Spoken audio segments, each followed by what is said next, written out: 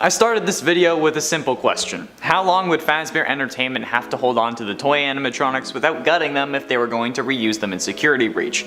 This simple question led me down a path that totally upended everything I thought I knew about this series. So throw all past theories and knowledge out because I'm about to blow your mind with time travel and the revelation that Security Breach is happening sooner than you think. Starting with FNAF 4 in 1983. So the timeline starts off with not FNAF 2 like I've been thinking, but rather with FNAF 4. FNAF 4 takes place in 1983 as we see from the Fredbear and Fred's cartoon on the TV in Crying Child's house, which is already weird because of the lead up to Security Breach, but that's a whole other can of worms. At this point in the timeline though, William has already built the Springlock animatronics and the Funtime animatronics since Elizabeth had already been gotten by Circus Baby. That is seemingly the only explanation we have for the stomach mouths on the Nightmare animatronics. So even before the first game starts, a Fazbear location closed down, and probably the local one, so William opened up Circus Babies to keep up his killing spree. And then it got closed down as well after the first day because his daughter gets scooped. We then have the events of FNAF 4 when Crying Child is having his birthday at Freddy's come the end of the week. When he gets there though, he's scared because he watched his sister get scooped, and then he ends up getting shoved into Fredbear's mouth and put in a coma. After fighting through a nightmare trying to stay alive, William pulls the plug and promises to put him back together. It's another question if he actually does though. Crying Child dies and then probably goes on to possess his father as the one you should not have killed. Next we have Into the Pit in 1985. And while this next moment in the timeline isn't a part of the games, it's an important moment because it's the moment time travel, like real actual time travel, is introduced into the series through a ball pit of all places. This is the half of the story that takes place in 1985 before the missing children's incident, where Oswald is jumping in and out of the ball pit to play with his new friends Chip and Mike, who are around his age, which is around 11. But one day when he comes out of the ball pit, he hears screaming and ends up being lured into a room with 6 dead kids, a representation for Charlie, Gabriel, Fritz, Jeremy, Susie, and Cassidy. He then runs into the ball pit to return to his current year in order to escape Spring Bonnie. Then we have FNAF 2 in 1987. Thanks to the date we see on the paychecks we get at the end of the game, we know this to be true. This is after the missing children's incident, but the year of the bite of 87, which is when presumably the night guard Jeremy gets his frontal lobe bitten off and then gets promoted to the day shift, which is where we come in. This is the grand reopening after the 1985 fiasco that resulted in the restaurant closing its doors, as we see in the news clippings from FNAF 1, and is when the toy animatronics are created and used, installed with a criminal database in an effort to prevent another incident from occurring. Whether they actually have these things or are just said to have them for parents to feel better is one question, but even if they did have them, we know that William is the suit technician, meaning that if they did have a database, he'd have programmed it and certainly would not include himself. At this point we see another set of killings and the toy animatronics get scrapped, whereas the withered ones, which were the original animatronics that got the kids stuffed inside them 2 years prior, are sent out to be repaired and sent to a new smaller location. This location runs for a few years before FNAF 1 in 1993. FNAF 1, while being the first game ever released, does not take place first in the timeline. If only it were that clean.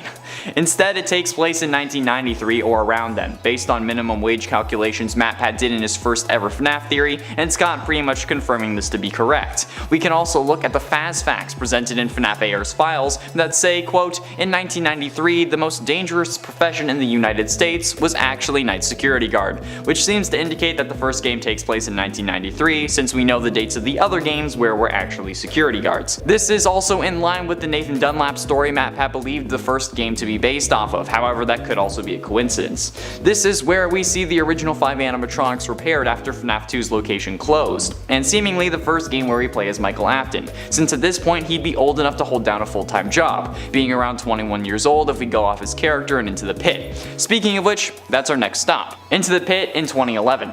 Into the Pit is a difficult story to place timeline wise, other than the part that takes place in 85. So how am I certain it takes place in 2011? Well, when Oswald is describing the town in the first few pages of the story, he says that the town went downhill after the mill had closed down. So I looked into towns that went downhill after some form of mill shut down that fit other requirements that he had listed. It had to have a movie theater like Oswald said his town did, and it had to still have a population despite being mostly run down. And the closest one that I could actually find was Scotia, California, California, whose Pacific Lumber Company closed in 2008 and was founded in 1863, meaning it would certainly be around for 1985 when the town is thriving, as we see in the story. And since Oswald also notes that 3 years ago is when the mill closed down, when he was 8, we can reasonably assume that since Pacific Lumber closed in 2008 that he was born in 2000 and is 11 years old at the time of the story, since it's 3 years after they closed. The population of Scotia is also only 850, which also would fit the story. Now this is important because of where the timeline goes next and how time travel could actually be involved. It also gives us an age for Mike, who, based on the kid from 1985's part of the story, was around Oswald's age that year, and considering how Crying Child died in 1983, 2 years before that part, it would most likely be the older brother who'd be 11 at that time, which also fits since he's wearing a hat and participating at a Freddy's, which the teen would really not want to do. Then we have FNAF AR in 2021.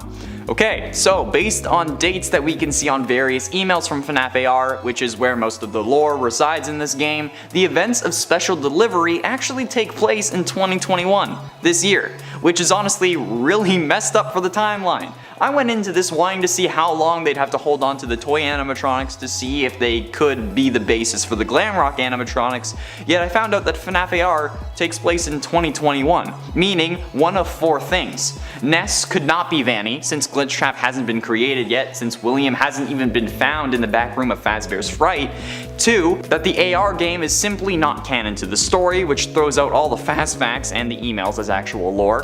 3, that Glitch Trap is able to time travel thanks to being present in technology or something similar like the ball pit from Into the Pit, which is possible since we know that time travel is possible in this universe, which is why I included Into the Pit in this video in the first place. Or 4, that Vanny isn't possessed by Glitch Trap and isn't a reluctant follower after all, and is instead a copycat.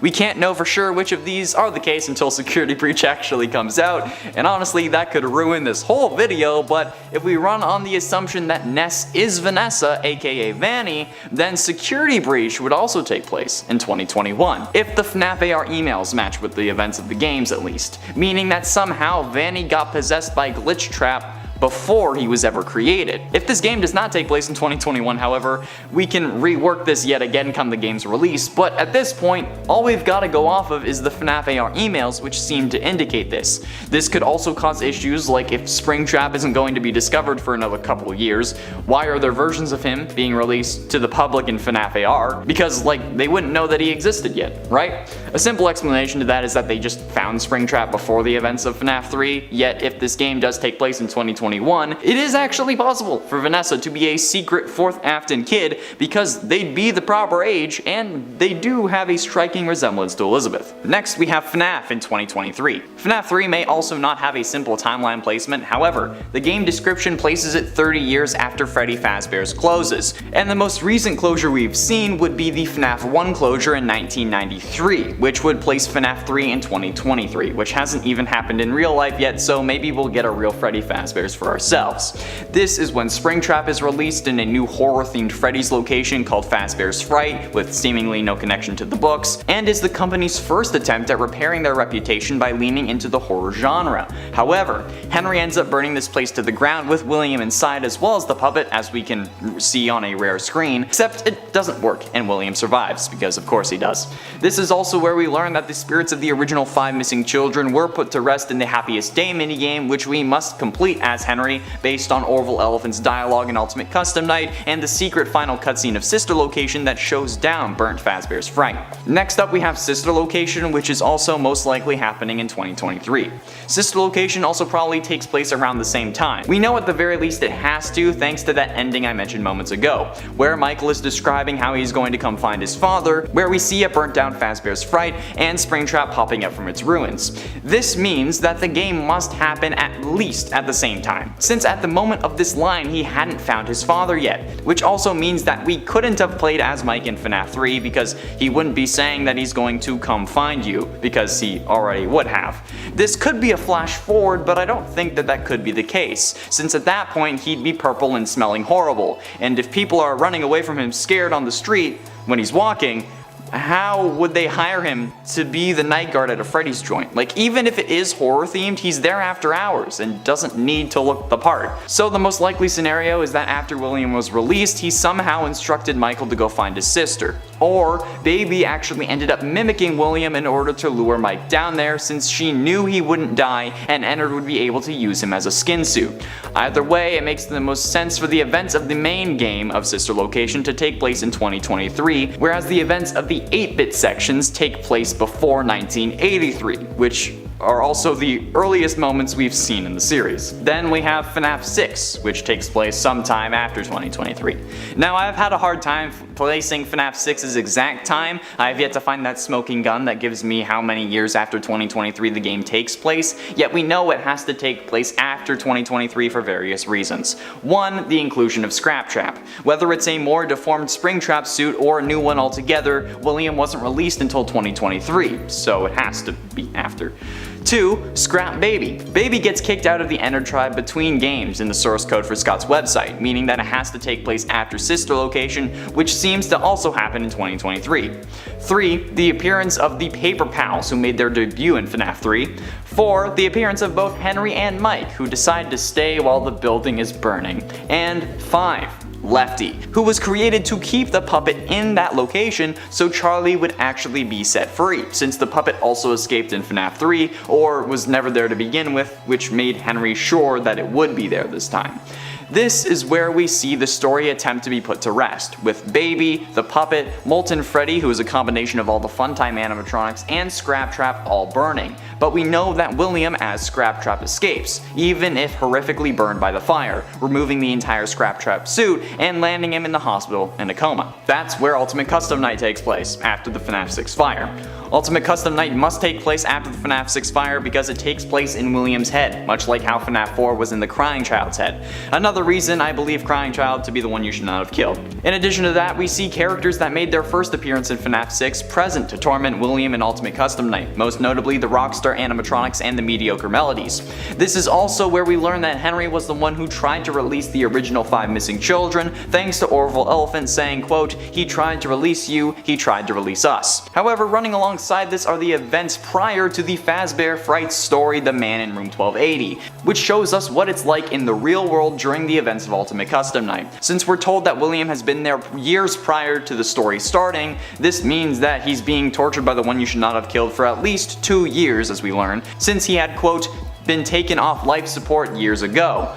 While it could be more than 2, it has to at least be a couple years, since the word years is in plural. And then finally, we have FNAF VR, which takes place at least 4 years after FNAF 6 and 2 years after William was taken off life support, since the priest who shows up in The Man in Room 1280 to read him his last rites was asked to do so again, quote, years after he was taken off life support, notice the plural, which happened at least 2 years after the FNAF 6 fire.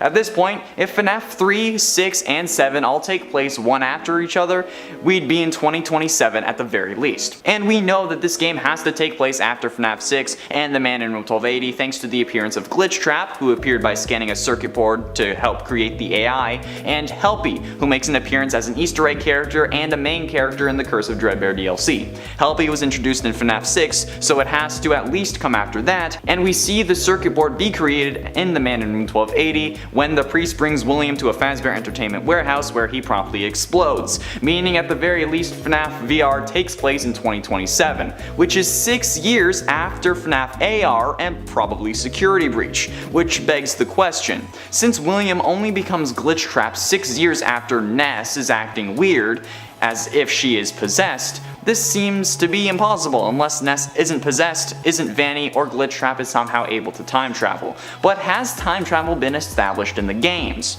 Actually, it might have been.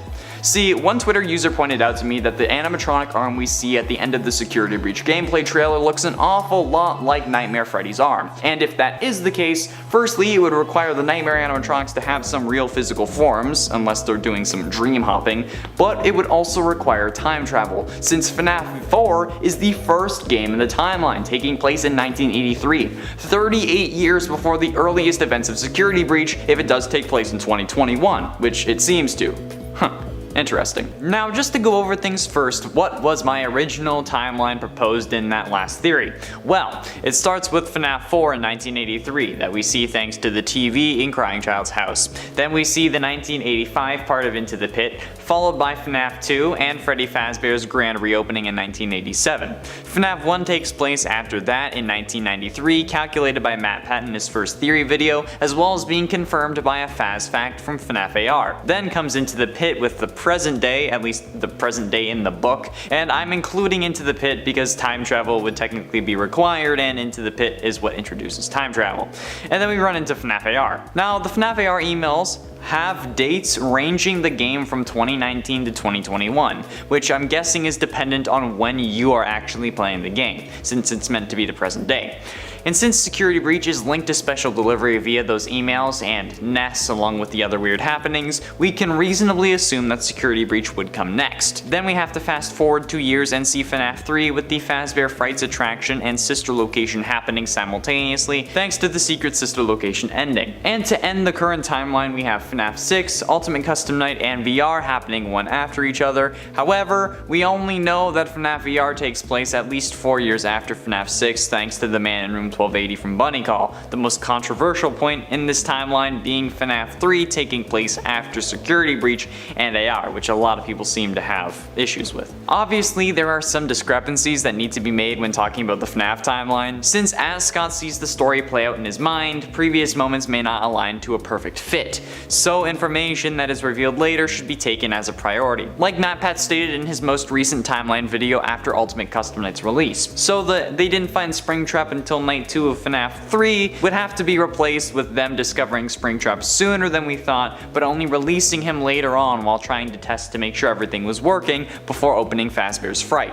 so that he could then appear as a character in special delivery, maybe perhaps as a way to hype up the actual location. But there's another problem that I want to address, saying that we have seen a Spring Bonnie time travel before, like in Into the Pit, so time travel is not out of the question for this scenario. There also seem to be quite a few people who believe that FNAF 3 takes place in 2013, since we know that the FNAF 4 location closed thanks to Crying Child getting chomped, so 30 years after 1983 would be 2013. However, the description for FNAF 3 states that, quote, 30 years after Freddy Fazbear's Pizza closed its doors, the events that took place there have become nothing more than a rumor and a childhood memory, meaning that the establishment was indeed called Freddy Fazbear's Pizza, and to our understanding, that bite incident from FNAF 4 actually took place in Fredbear's Family Diner, thanks to the limited number of animatronics as well as them both being gold. While yes, other Freddy Fazbear's locations at this time were open, this incident did not occur at one, and this begs the question, does FNAF 3 rather take place in 2017, after the FNAF 2 location closes? Well, if we look back at that quote again, we know that that's not the case, since it says itself that, quote, the events that took place there have become nothing more than a rumor and a childhood memory, which couldn't be the case given that the FNAF 1 location that takes place in 1993 wouldn't be open if that's really what happened. If the 1987 location was the last one to close, it would make sense, but there being another Freddy Fazbear's open in 1993 means that the tragedies have not yet become a distant memory, especially since they're posting news clippings about the original incidents on the walls. And even if we didn't put them there, someone else is posting them on the wall as a prank. Sure, the hallucinations may be what causes them to change, but they're not the reason they're actually on the wall. We can still see the articles when we aren't hallucinating anyways, like in the first few nights. So why do I think that FNAF 3 has to take place after Security Breach? Because there seems to be a lot going on. Hell, what I'm saying now could even be pointing towards Security Breach taking place in the 80s if you look at it a certain way, since thanks to Montgomery Gator we have all the proof we need. Take a look at the characters in the background of the Happiest Day minigame from FNAF 3, the ones in color at least. They have various different masks on that are each pretty much explained away thanks to the mediocre melodies introduced in FNAF 6, Pig Patch, Orville Elephant, and the Hippo guy. However, there are a couple outliers even with these other animatronics. The first one being the very first guy on this lineup who's wearing a green mask, which absolutely could be referring to Happy Frog, but that doesn't look like a freaking frog to me. Are you kidding? Frogs don't have those kind of faces. Even animatronic ones would not have a snout that goddamn long. A frog's face does not come out to here, people, okay? You know what does though? Alligators. And who do we see in Security Breach? A green alligator with a long snout. Who else do we see? A wolf who maybe seems to be the same color that Bonnie was, which as we learn is supposed to be blue despite looking purple. And what other mask do we see that doesn't have a mediocre Melodies equivalent? A blue mask with a snout like a wolf would have.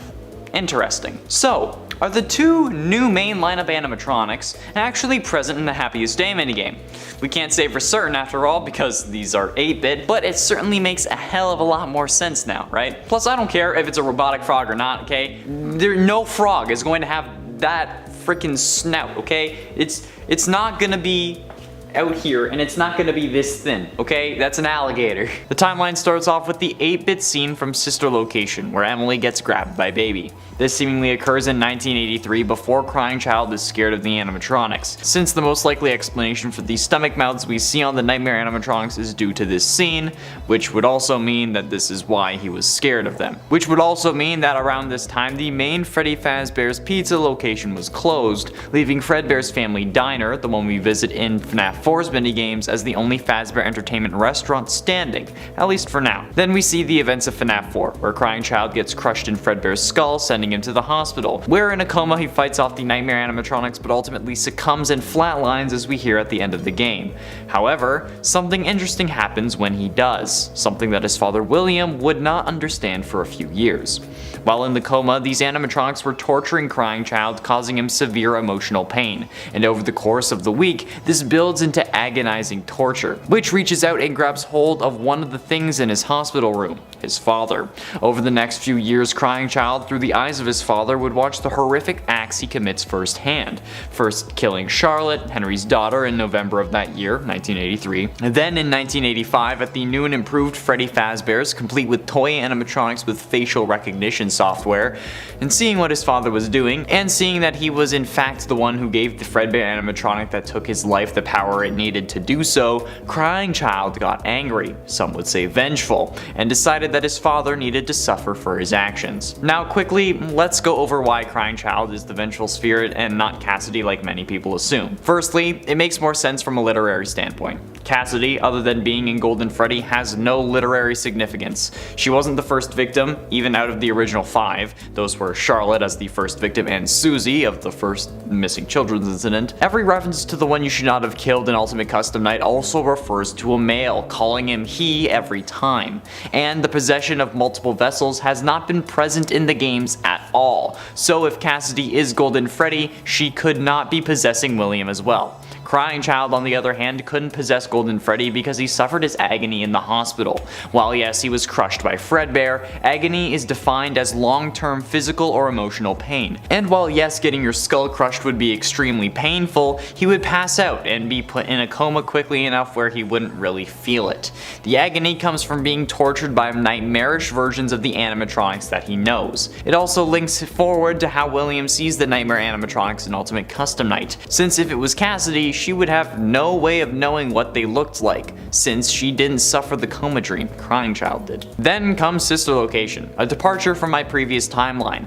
As William realizes that Baby is possessed by Elizabeth, he sends a still grieving Michael down to learn the truth about how his little brother could still be revived, or I guess still be alive in a sense. Michael learns that his sister is still here inside Baby, and that his brother may be alive too, as well as his father's other victims. So he sets out on a mission to find his father and right his wrongs and set those victims free.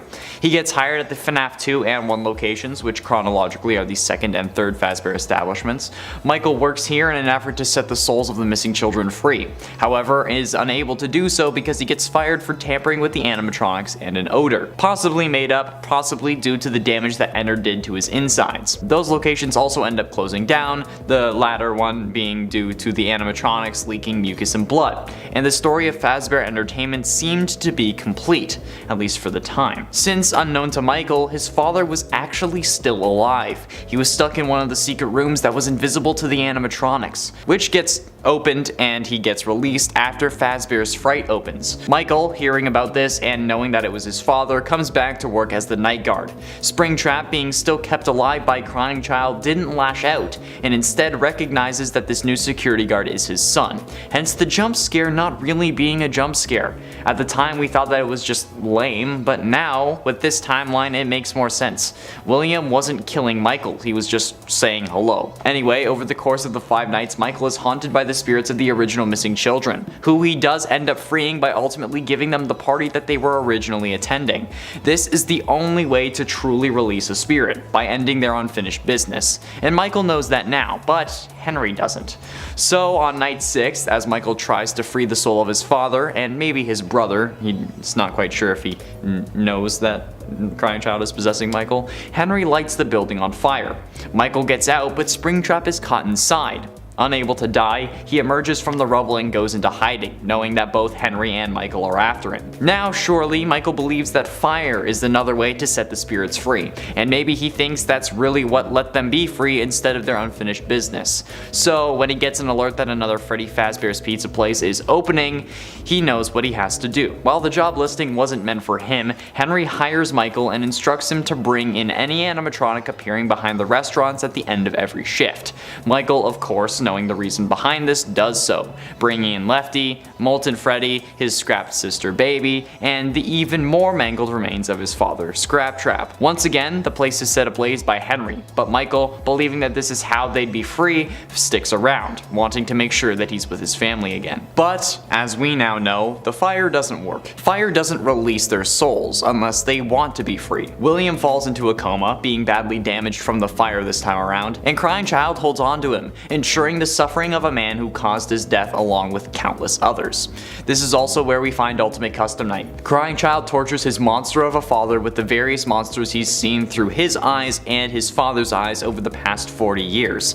The original animatronics, the fun times that were at the location that killed his sister, the toy animatronics, animatronics from this pizzeria, different versions of his father, and most importantly, the nightmare animatronics that tortured him while he was in this same situation. And the situation actually ended up causing a similar fate. The agony of being tortured, much like it did for Crying Child, allowed for William to reach out into the storage room surrounding him. He latched onto a hard drive that would later be scanned to create the Freddy Fazbear Virtual Experience, a VR game that the company was developing in an effort to repair their image, after paying a game developer to make some games making fun of their situation so that they could ultimately come back and seem like the good guys who care. But then Afton's prey came along, a tester with a familiar name. Jeremy catches sight of Glitchtrap and goes mad, cutting off his face either due to possession or just sheer madness. Then the next tester comes along. They break the Glitchtrap anomaly into multiple pieces, stopping him from fully assembling. But before she can create the final tape, he gets a hold of her, using her to tell the next tester that there is in fact a way to stop him, but only so that they would reassemble the tapes and Afton could escape the game through someone he could truly control, instead of the partial control that he had over Tape Girl. Then along comes us, the player of FNAF VR, Vanessa A. We were pulled in when the last beta tester went AWOL. We test the game and try to get rid of Glitchtrap, only to get caught in his web.